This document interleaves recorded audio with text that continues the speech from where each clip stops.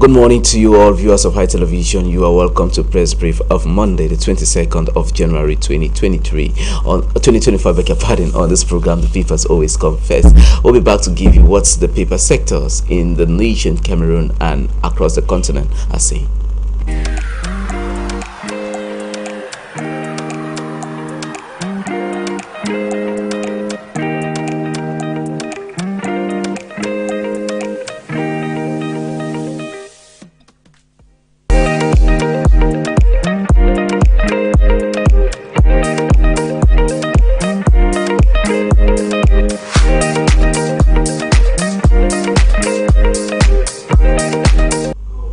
We open our basket of papers with the Dawn for this morning. The Dawn for today talks of the transfer of the FACO SDO. It says Shuaibu's brief but impactful stint as FACO STO. That is what the Dawn tells us for this day. In that said, the Dawn paper, Finance Ministry reveals 2024 budget for Southwest. You can find that story on page 2. We move over to the editorial that talks of silence heroism of former FACO SDO Shuaibu. We talk something else with the athlete who shines in preparatory of the Mount Cameroon race of Hope Test race. You can find more on that publication for today. Eden of late Chief Zach for today talks of at AGM in Limbe. Eden Media Group family takes stock, charts way forward. Get to read that story on Eden newspaper for this morning. In that Eden newspaper, Northwest Regional Assembly, University of Bamenda signed historic MOU. We'll move over to this other story that reports on Bia appoints Viang Mekala new FACO STO. We move away from Eden for this day. We take you to Cameroon Echoes for today. It talks of at field visit, Pamol workers hail management for putting smiles on their faces with regular salaries. We take you to talk something else with Kipnitian Elite Combat Climate Change. A report on Dr. Ebenye Nyanje donate 600 solar lamps to Bafakabalwe community. That is what you can find on that paper for today.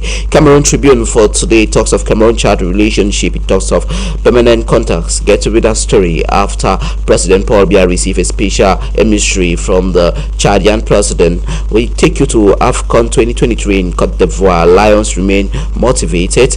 We move away from Cameroon Tribune for today. We take you to the next publication for today. Lameteo report on the autopsy on late journalist Martinez Zogo that proves that he was tortured to death. You can find that story on Lameteo newspaper for today. From La Meteo viewers, let's take you to emissions now. It says Senegal 3, Cameroon 1. It talks of the big shipwreck of Yamoussoukro, making reference to the defeat of the indomitable lions of Cameroon. Many says they are the Indomine lions.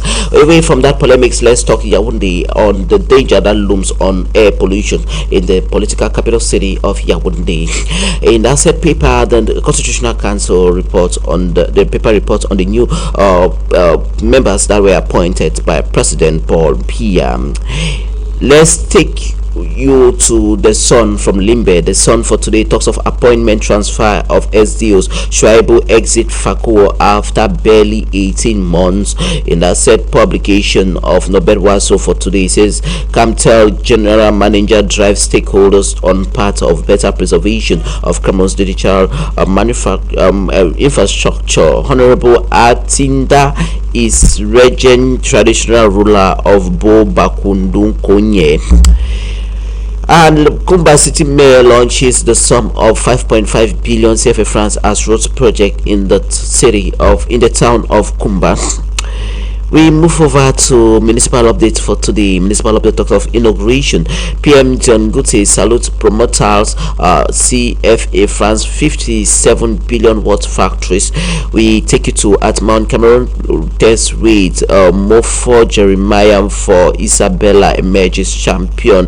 Kumba, the paper report of over 5 billion World Bank road project begins at last. And in that said paper at meeting AGM Santa System Development Cooperative Society plan big for 2024. We move away from that publication of municipal updates to the nation. The nation talks of anxiety over fresh kidnappers bandit attack in Abuja, Kaduna. That is what the paper from Nigeria tells us. Barbarians have taken over social media. That is what the venerated writer Wale Soyinka talks on that paper of the nation for today. Fresh proceeds over deadly Ibadan blast. You can find more on the Nigerian publication for this morning. Away from that, we move over to the Punch. The Punch for today talks of kidnapping epidemic in Nigeria, banks enabling rapid growth of abduction industry. You can find that story on page 3. We'll move over to goods destroy as fire got 10-story Lagos markets building, and Dangote refinery plant supply of 150,000 barrels of oil within a short period of time. You can find more on that publication for today. We'll come back home to Cameroon with Info Show talks of Paris at all costs. He says a teenager who was found in one of the wings of the plane that wanted to go to Paris from one of the airports in Cameroon. You can find that story on that said paper for today, and the teenager is just 15 years old. Away from that, let's take you to the message of Francis Ngannou to the Cameroon squad in Ivory Coast 2023 as they were defeated heavily by the Teranga Lions of Senegal. You can find what the message of Francis Ngannou is all about on the pages of Info Show for today. We move away from that. We take you now to the far north region with Lloyd Sahel. Lloyd Sahel talks of Mayo Sanaga. He says Boko Haram kills 4 villagers in the locality of Dumba. You can find that story on that said paper. The introduction of the malaria vaccine, the paper of Gibe by Tamagi, that is Lloyd Sahel for today, gives us the importance of the malaria vaccines to children. You can find that story on that said paper. University of Ngaoundéré comes with an envelope of 6.84 billion CFA francs as her budget for this year 2024. Away from that publication, we take you to the Guardian Post. It talks of press freedom. Cameroon retains crown of shame. You can find that publication of the Guardian Post, the paper of Christian Gar for this morning. In that said paper, to foster quality human resource or sustainable development, Northwest Regional Assembly, University of Bamenda Science MOU, and Lions AFCON woes. He says Ito blame not song. You can find that story on that said paper for today. Faycom school staff on 2024 finance law. You get to read that story on that publication for this morning. La Nouvelle newspaper talks of Operation Sparrowhawk. It talks of certain ministries that are highly awaited at the State Secretariat of Defense, known as SED in French. We move over to the report of Martinez autopsy that reveals that the slain journalist was tortured to death by his abductors and subsequently killed. No Mutation for today says fighting spirit. The paper reports on the spinless of the Indomitable Lions after they were defeated heavily by the Teranga Lions of Senegal. We talk on the anti-malaria vaccine. The paper reports how Cameroon is making good stride when it comes to the health sector, according to that publication for this morning. Anecdote of Jean-Pierre Mogu Belinga talks of the Constitutional Council. It says confidence renew after President Paul Biya actually appointed some newly members to join that commission of the Constitutional Council of Clement Atangana. We move over to the finance law for 2024. The paper reports on how the budget, what are some of the important projects of the 2024 budget. You can find more answers to that worry by Leonidot for today. And full Martin for this morning report on cocoa sector, precisely from the locality of Mvomeka in the south region. It says a kilogram of cocoa sells at 2,520 francs CFA in the locality of Mvomeka in the south region. We move away from that paper of Informa 10. We talk on this other one, obituary on Grand Angle. It talks of the venerated professor of philosophy, that is Professor Ben Mononjana, who was laid to rest in his native village in the Lekki division of the Central region. You can find that story on that said paper for today.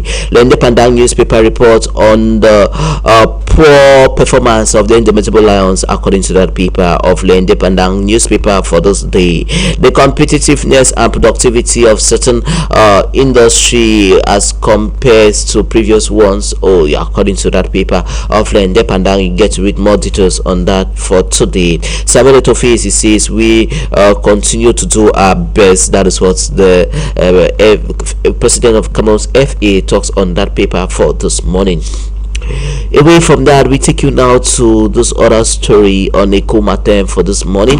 Eco News for this morning talks of the 2024 budget. What are some of the priorities in the 2024 budget as reported by Eco News for today? And that's at Eco News. Cameroon Switzerland Corporation, the paper talks of an improved partnership agreement that was signed between both stakeholders or both countries in order to promote small and medium-sized enterprises in the both nations. You can find that story on paper for today.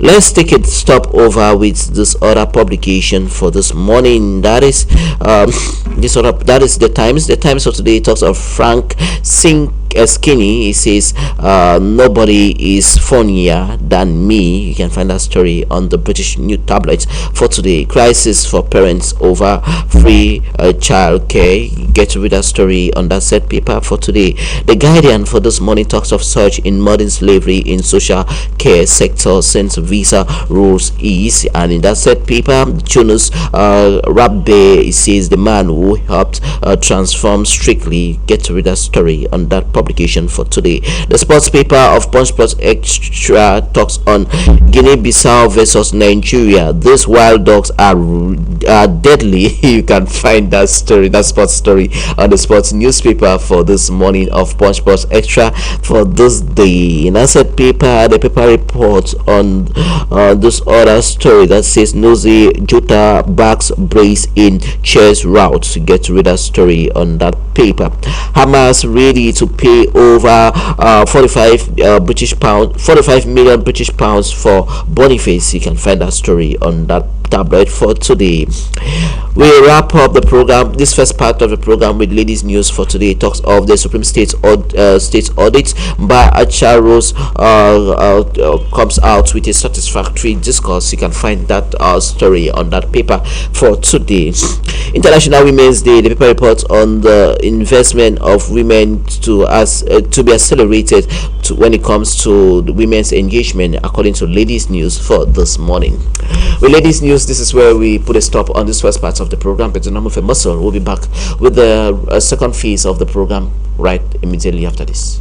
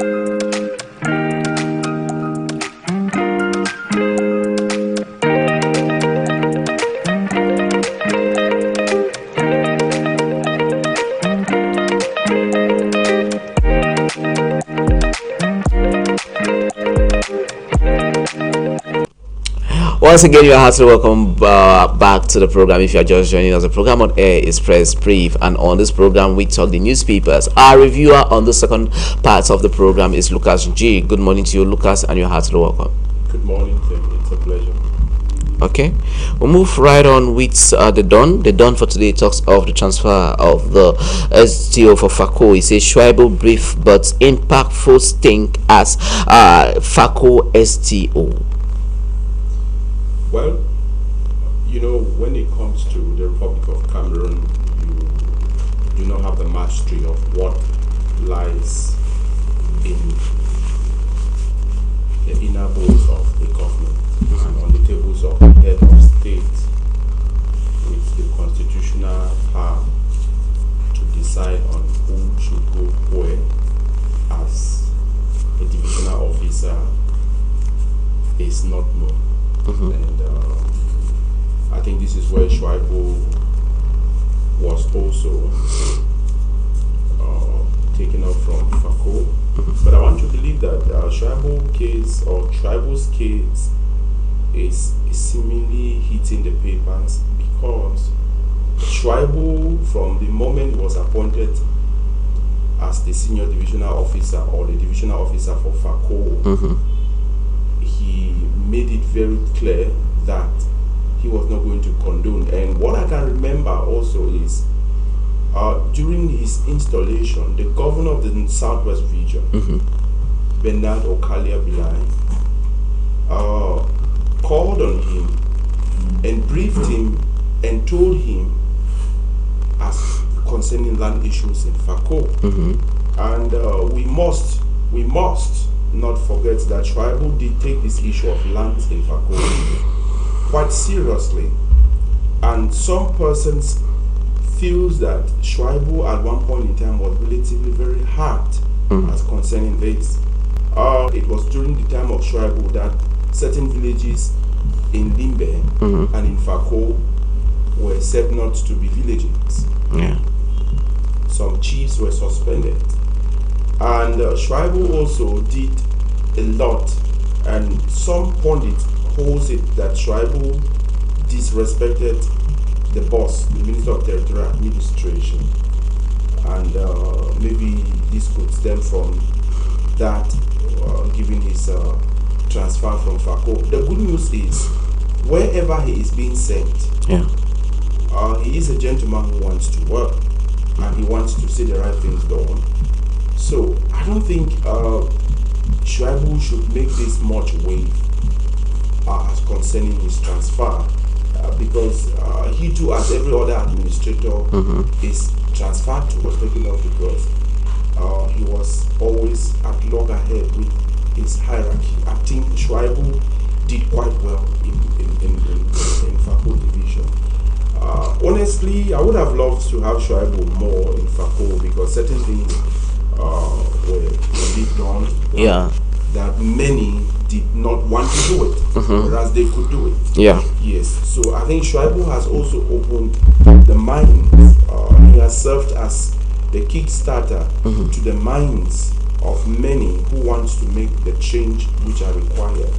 And similarly, we also have the deal for Boya. Abba Abdulrahman. Yes, Abba Abdulrahman, who is also one man who is not very complacent with some of the things that are on the ground. And he too is relatively young, and he is someone who wants to. So you realize that the problem here is not that Schweible did not work. The problem here is Schweible did the job in accordance with what was told of him by the governor. I remember on the day of his installation, the speech is there. What the governor told him, that he should be careful with FACO. FACO has land issues and things like Chieftaincy Wahala. That's why they don't capture it as an impactful short brief stay as STO of that part of the southwest region. We talk something else this time around with that said paper of the Dawn newspaper for this morning. Athletics. It talks of the athletes shines at a preparatory mountain race of the Mount Cameroon Race of Hope that will be on the 24th of February. That is next month, according to that paper. For today, the test race took place over the weekend, precisely on Saturday morning, where we saw some 250 athletes who went up to the mountain and came back. Yeah, you know, it is a tradition. It is always a tradition of a test race, and we should not be forgot, or we should not forget that the test race is not the race, and so sometimes those who emerge winners of the test race are not amongst the first 100 racers. When it comes to the actual race, if you were to go back to the previous record, I don't think there was ever anybody who was the first in the test race who emerged winner. You know, at certain point, persons who are wise, they don't want to let the cat, beforehand, or from the back beforehand, in the sense that they don't want you to know exactly what they are capable of doing. So most often the winners of the test race are not the winners in the actual race. That notwithstanding, I think it was also a good thing to ascertain the physical fitness, the mental fitness of the racers, and in this case, it was also part of this year's pre-race program, as often scheduled by the team organizing the Mount Cameroon race. I don't know if it's still going to be the race of hope. It is, that's the case when the Guinness and others used to organize. Okay, it's still a race of hope. So away from that Mount Cameroon Race of Hope, we talk something else with Info Asho newspaper. It says Paris at all costs, making the reporting on the story of a 15-year-old boy, teenager or adolescent, who was found in one of the holes in a plane that was about to kick off for Paris in one of the airports in Cameroon. Is this making, as that paper of Info Asho reports, making Paris at all costs? What is happening with our society? Yeah, you know, several reasons could be advanced for such moves. You know, we have little or no parental care or guardian, and it is very obvious that when it gets to this stage, you would have seen this. Some parents do not care. That is a minor we are talking about, who sat and said, at all costs, I have to be in Paris. I must also see where this land where this land is and what lies in that land. Another thing also which I could say on this is we have to look at the airport authorities. What exactly is happening? How was it possible that a minor, a child of this nature, of this age, could actually breach the airport's security, where he was now found in one of the wings? I think it should be in one of the engines of the aircraft that was about leaving for Paris.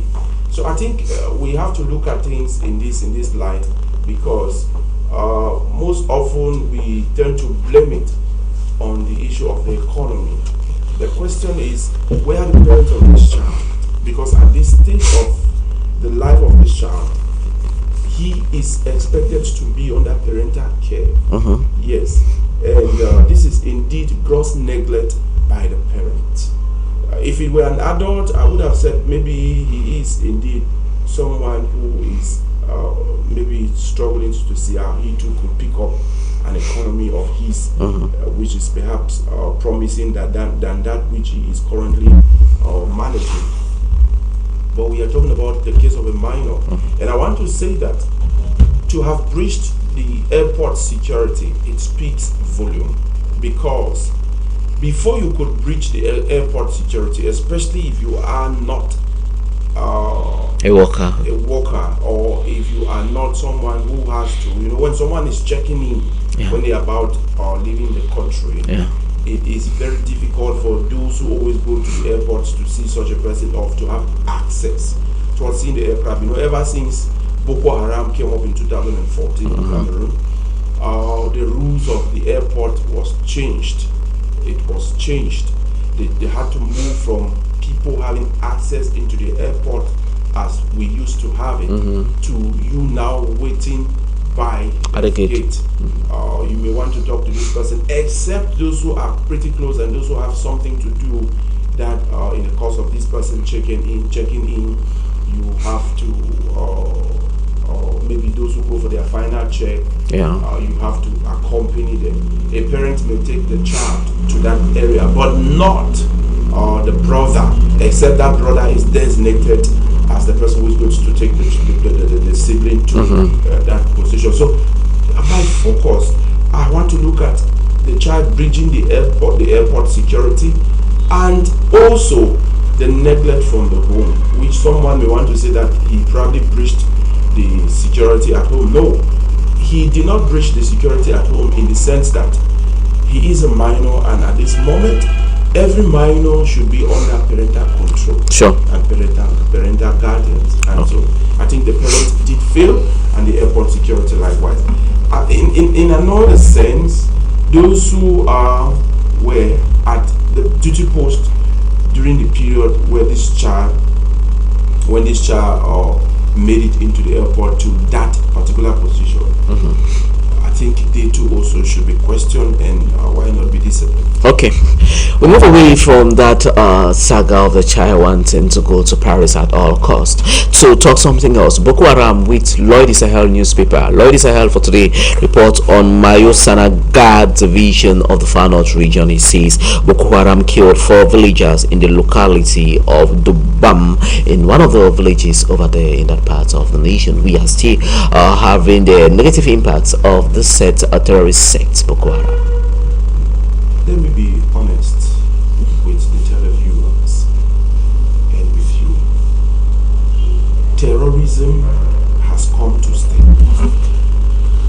If you do not want to plunge your economy in the worst state ever, don't get into terrorism. Okay. Don't bring yourself to that position where someone starts terrorizing you. We totally condemn that which Boko Haram is doing. Cameroon, if we go by what I think it should be Abubakar Shekau, when he succeeded the founder of the sect, who said they never had any plans to come against Cameroon. However, given that a war is declared against them, they have no choice. And this war was declared against them by the head of state in Paris when Cameroon was accused of being a safe haven for the sect.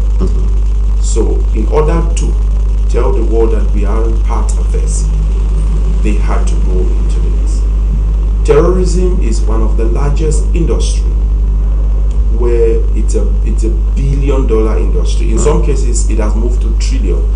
If you look at the amount of money the United Kingdom is actually committing in fighting this, the European Union as a body, the United States as a body in fighting terrorism, Canada and other related countries in fighting terrorism, we are talking about $1 trillion industry.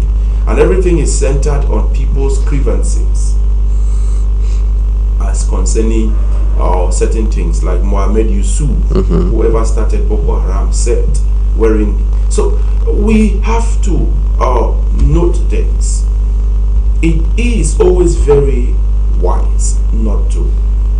For those who do not know, the United States of America is never going to leave the Middle East breathe for one reason. Due to terrorism. Another reason, if I were to add, is this.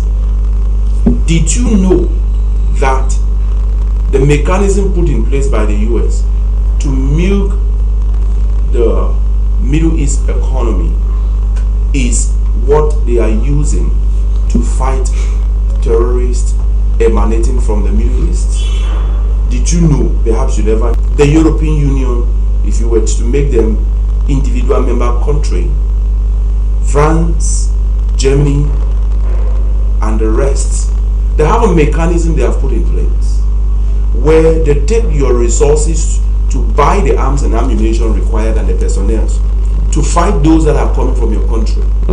We may want to ask in Cameroon, it's unfortunate that we are using the taxpayers' money that we are contributing to fight Boko Haram. I remember when the United States backed out amongst the countries that were fighting Boko Haram, because at one point she felt like she has to champion everything, and at a certain point also the nations involved in fighting Boko Haram said, you have the prowess to bring these guys to their needs. We are told that the Zambeza forest is where Boko Haram is. Okay. Now, what is very difficult, or what is indeed not right, should the EU, the BRICS, and the member countries in Africa fighting Boko Haram, wherever they are operating from, or in whichever country they are fighting, and the United States, to mount aircraft and carry out airstrike. The satellites, Boko Haram cannot breach the security on the satellites that are in space. Boko Haram cannot breach the security. So what is difficult for these countries to use the satellite imageries, to use the satellites and locate wherever Boko Haram is in Zambeza forest and bring them down. This is why I said it is an industry of $1 trillion. Don't forget, we have this situation of accusation of from Nigeria and some other countries that are facing the Boko Haram insurgency effects, that accuses France of being a mastermind behind the Boko Haram insurgency. As they say, most of the weapons that they use are made in France weapon. That is why I said that it is a $1 trillion industry. It is an industry which those who want to, and I want to say this, you know, in the likes of Cho Ayabalukas, who said they will make the land ungovernable, and nothing is done to them. These are people also, if you look at the situation, like the Nigerian government accused France, that you know where these guys are. You are the one funding them. You are the one giving them arms and ammunition. Now, people like Cho Ayaba, they are in countries where they are wreaking havoc in another country. And what is unfortunate is Cho Ayaba does not longer have the Cameroon nationality. And the said country which he talks about never existed. And the restoration of underground. Now, you see the game here. Knowing where Cho Ayaba is, and those who say they want to help us to reconstruct the Northwest and Southwest region, I'm talking about the United Nations Development Fund. UNDP. Yes, also.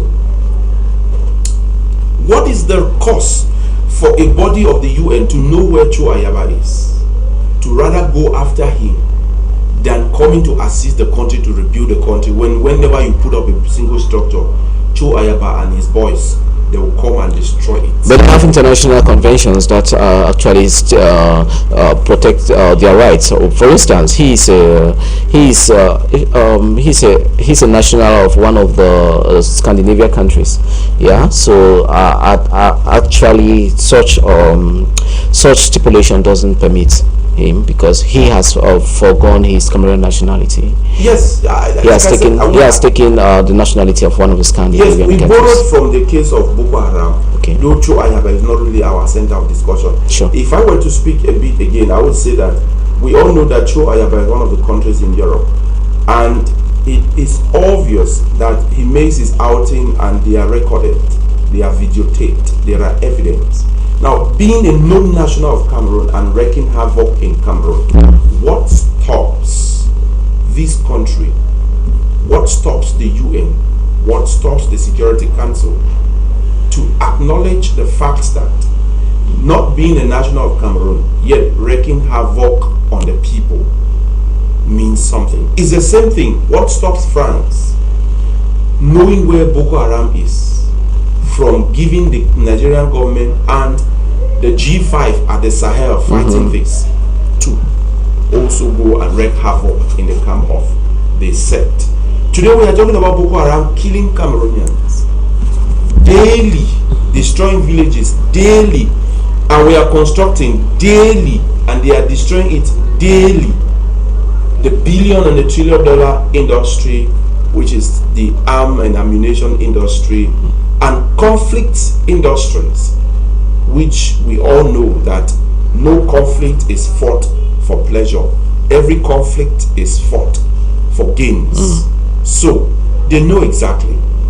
I have my interests, you have the weapons to supply. Oh yeah. So I think it is high time we have to review our friendship with some of these European countries, especially countries like France. We have to review.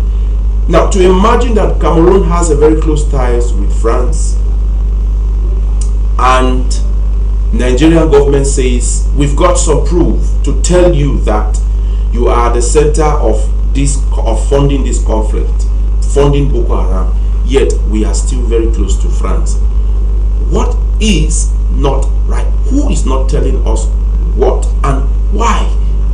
It's another question. All right. Another day is going to answer this. Okay, we remain with that paper of ladies I had for this morning, this time around with the health sector. It says today we witnessed the introduction of the malaria vaccine across the various health district areas that were earmarked by the Ministry of Public Health for the doses of malaria vaccines to be carried out today.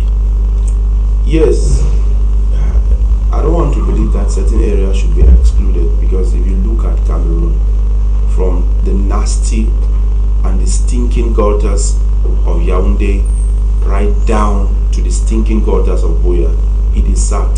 Today we now have stinking gutters in Buea. We now have rats that wrestle with humans. We have heaps of garbage everywhere in our cities. We applaud the vaccine for malaria, the malaria vaccine. We should not politicize it to commence the treatment of persons affected by malaria and segregating some people or excluding others from this. We are talking about malaria. Sure. We know the sources of malaria. We have potholes almost everywhere in Yaoundé. We have standing waters where they breathe. We have the same in Buea. You go to Limbe, you have the same. You go to Douala, you have the same. You go to Marwa, you have the same. So where in Cameroon do we not have this? I think it is a good idea. My only concern is, why should we earmark certain places? I thought it could have been good that the minister or the ministry said or says, okay, we are introducing this vaccine and we are commencing here with the treatment. Which I think, if you go to Yaoundé, we still have persons who will take malaria treatment. If you go to the Yaoundé General Hospital, right now as I speak, someone is admitted for malaria. Someone is admitted to the hospital for malaria. Yes. So I think we should concentrate on doing the right things. We should not politicize it. We should not make other areas seen as though they are the center of this parasite. We have this everywhere in the country.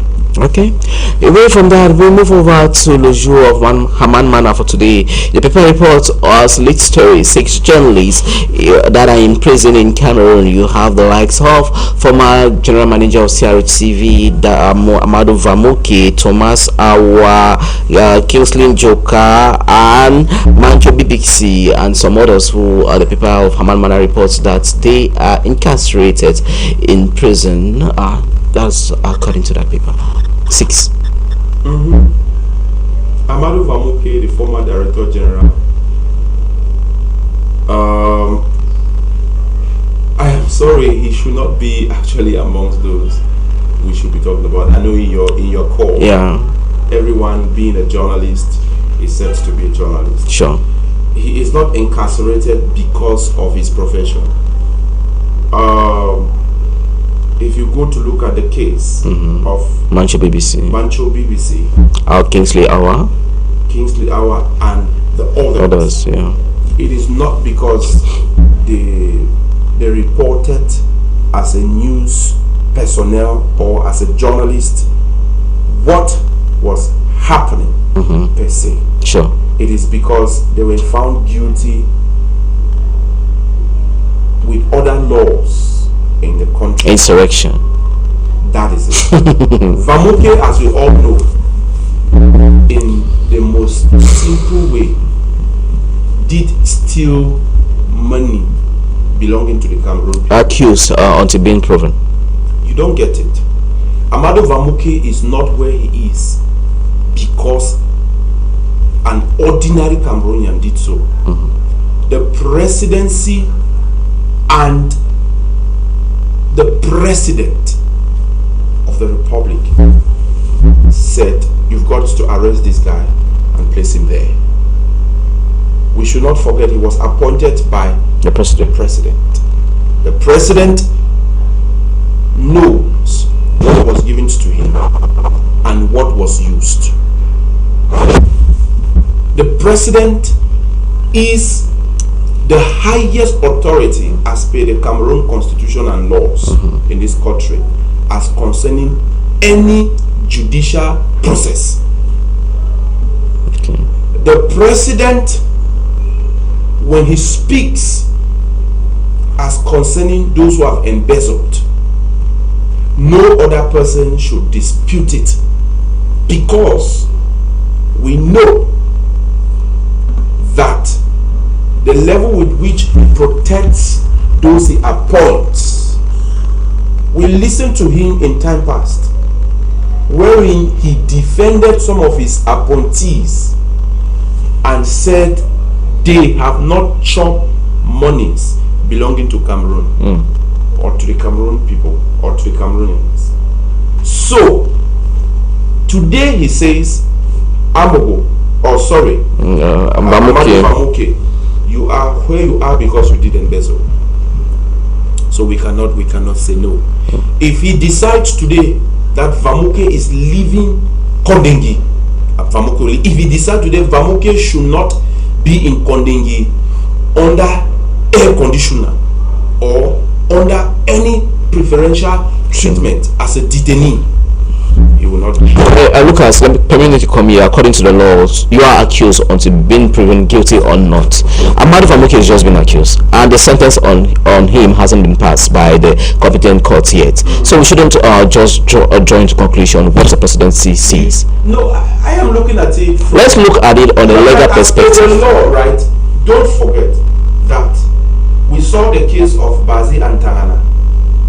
Kuna. Now, who was later on vindicated by the head of state with facts. You get it? Sure. These are people, when they are concerned, I tell you the truth, there are certain things which we shouldn't look at it like others. In what sense? The person who appoints them knows where and what, no matter how we put it. But I want to say this, especially on the case of BBC, Mancho BBC. We all know that he is indeed not incarcerated because he reported a story that was not right. He was involved as per the laws of the country in an insurrection, and the 2014 terrorism law brought him to Kondengi. The others similarly. So it's unfortunate that yes, journalism once again became under attack. How be it, the journalist involved knows exactly why they are incarcerated. So it's unfortunate. All I would say is, let the judicial system in place, especially for those who have not received prison sentence, it should be hastened so that they should be very sure of that which they are spending in Kondengui, which includes Amadou Vamuke, which I think it will also be great should that is done. Let us fulfill the law and make things very strict. Like you said, I think it's also good that he should be judged. Sure. The facts should be put on the table. But I think to most of these guys brought in Kondengui by the president for embezzlement, I think they are undergoing some disciplinary measures as concerning their party and their alliance. Okay, we remain in Yaoundé this time around. A copy of L'Anecdote, the paper of Jean-Pierre Mogo Belinga. For today, talks of the Constitutional Council. It says renewal of confidence as the late Constitutional Council headed by Clement Atangana has been given another confidence from the presidency of the Republic. What else can we say? We all saw it when Clement Atangana was appointed. I think prior to his appointment, there was no electricity in his apartment. Yeah. You don't say that, please. Yeah, I think prior to his appointment, there wasn't any electricity. I think there had been blackout, and so the good news is that no other person than the head of state, as per the constitution, is right to appoint persons of such offices. So we applaud him for this, for giving the gentleman another mandate, or to reaffirm or confirm confiance on him. What we want is justice. Should Clement Atangana be there because the head of state decided and doesn't do the right thing, that would be the problem. If he is there because he wants to protect the interest of the head of state, then it is no longer constitutional. Yes, it will be some arbitrary council. Okay. Arbitrary council where arbitrary results or arbitrary decisions are taken. All right, and we move over to the educational sector, secondary education. Minister Nalova Lyonga comes out to say some of these teachers who are agitating for strike actions, most of them have abandoned duties. As the minister was speaking over there in Yaoundé, she went further to say, as such, her ministry has suspended the salaries of some 2,500 teachers who have abandoned duties, according to that paper of L'Anecdote for today. Okay, let us face the fact. The fact in this case is, yes, I am privy to know some young persons who have left Cameroon and they are in search of the greenery that is in the United States and other countries, which is barely seen in Cameroon. It appears the greenery in Cameroon produce indeed that which they want, and the pasture is indeed getting quite withered. So they decided to why not check out and see what to do with their lives. Now, when she says they have abandoned, we know that when you pick up a contract, the law stipulates that you have to work for 15 years, except it has been revised. There is a stipulated year which you have to work. When you go above that year, you could go on voluntary retirement. You could actually leave the job. Now that is a contract. Take note, it's a contract. So these persons, according to Minister Nalova Lyonga, they have breached the contract, and she says they have breached the contract and they are at the forefront of strike actions. The question is, how could these people breach the contract when they are still in the state of Cameroon and they are not brought before the competent court to examine them? The ministry should seize the court if they are within Cameroon. Most of them are on the streets of Europe and the Americas. That is why, how could such people organize strike actions when they are not in Cameroon.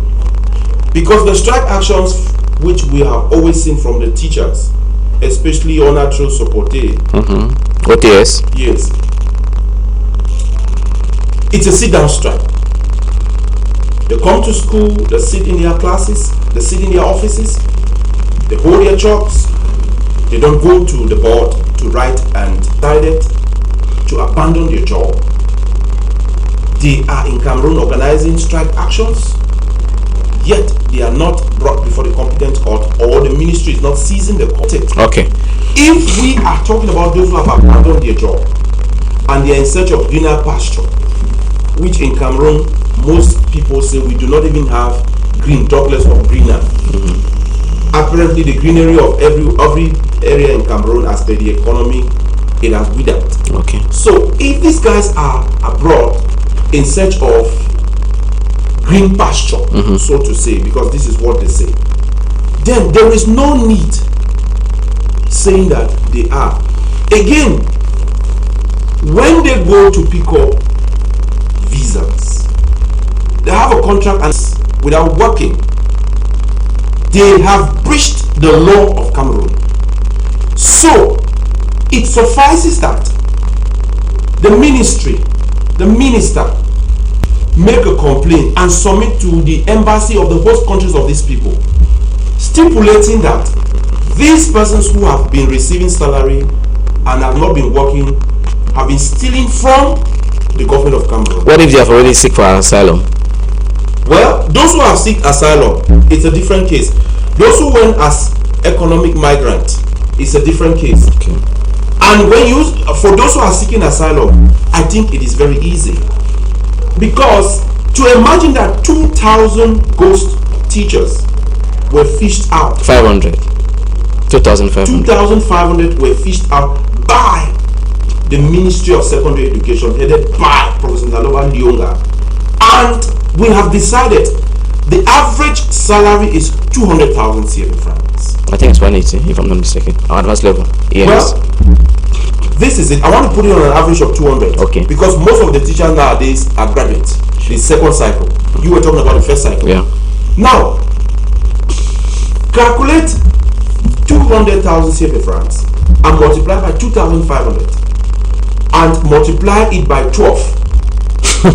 You get the amount of money. Colossal amount. The colossal amount of money which was taken from the economy of Cameroon by persons who do not deserve it. And we don't make a case against them. So we have to understand. The minister have to tell us, are these people still in Cameroon? If yes, what is being done? Are they abroad? Yes. If yes, what is being done? And is it that they do not understand the procedure? If we are chasing terrorists, quote unquote, in the northwest and southwest region, wreaking havoc on the people in the United States for what they are doing, this also is a crime. Okay. As such, I think it is only right that we put up the right things to also chase them. All right. Lucas, we move over to the Guardian Post for today. It says, press freedom, Cameroon retains her crown of shame. What do you say? One of the worst countries are practicing What do you say? according to that paper for today. What do you say? We lost it all. Okay. We lost it all. And I said something someone did not understand. Let me say it again. The Confederation of African Football and the Federation of Cameroon Football Association, FECAFOOT, the federal body of FECAFOOT is gone. We have the central body of FECAFOOT, because in Cameroon we don't want to hear anything federation. If you want to federate your family, I tell you, you are likely to be pursued by the Unity Palace, because we want everybody to centralize things. Then we will use the word decentralization now of it. So in Cameroon, this is what happened. It is no news. It is circulating on social media that Song received his appointment from the presidency as the head coach of the Cameroon national team. Now, he is only a coach, not a manager. We have other persons who are involved in the management of this same team. If you listen to his last press outing in Cote d'Ivoire, in Yamoussoukro. Yeah. This is what he said when he was asked how bonding is Onana with the others. He said they should go ask Onana. Does he not tell us already that there is conflict still? And given that he was appointed from hierarchy, because it's a centralized system, people like Samuel Etophis, they are aware that though we call it Fecafoot, now the federation of the country as concerning football, when we hear anything federation, we don't want it in Cameroon. The word was even bad some years back. Yeah, we don't want it in Cameroon.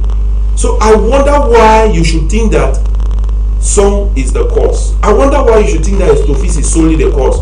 Well, we know that prior to his appointment or elections in Fecafoot, he was a chosen candidate, as we saw him with the First Family of the Republic, wherein some people for their very first time saw him with Paul Biya Jr. Yeah, the first son. Does it not speak to you that he went to get the support of the head of state? But the elections were conducted. Lucas, elections were conducted, and we saw transparent ballot boxes and how transparent the elections were. They were conducted. I cannot dispute that elections were conducted. What I'm saying is there are decisions. Did you also forget so soon, or have you forgotten so soon that he went back to the presidency asking for money for us to go to the last tournament, the World Cup that in Qatar?